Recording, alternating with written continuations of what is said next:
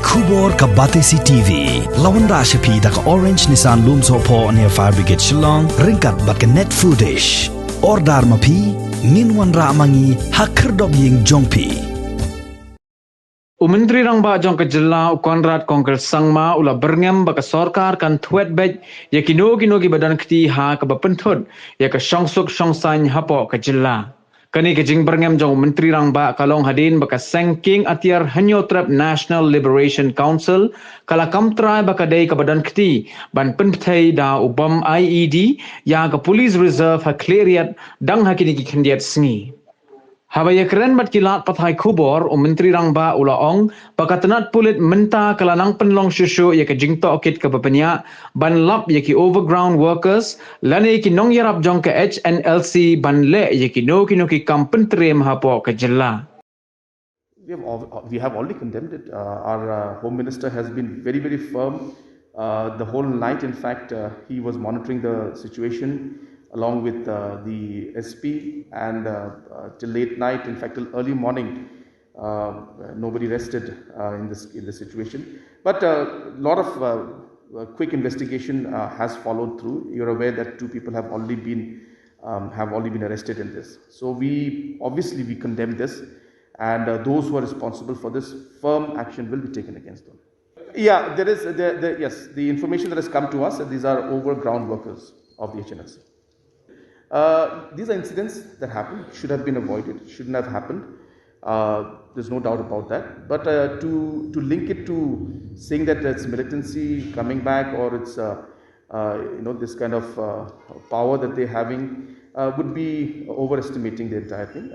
Yes, there are concerns, and as I said, these are overground workers. The action has been taken on that and will be taken, and further we will continue to neutralize anybody who tries to disturb the law and order in the state. And many other activities are going on at the back, but it will not be appropriate for me to talk about that right now. But yes, there are a lot of initiatives being taken in that regard, and you will see the results of that soon. No, intelligence is there, but one cannot keep a watch on every individual movement that takes place, or every single individual who tries to create these kind of law and order problems. But yes, more intelligence will go into finding out all these activities, and we will examine and see how we could ensure that such incidents don't take place in the future. The SP and the entire team, in fact, who are working on this are very efficiently working on this. They have all the intel that is required, but sometimes incidents like this do happen, and of course, yes, it should not happen at all.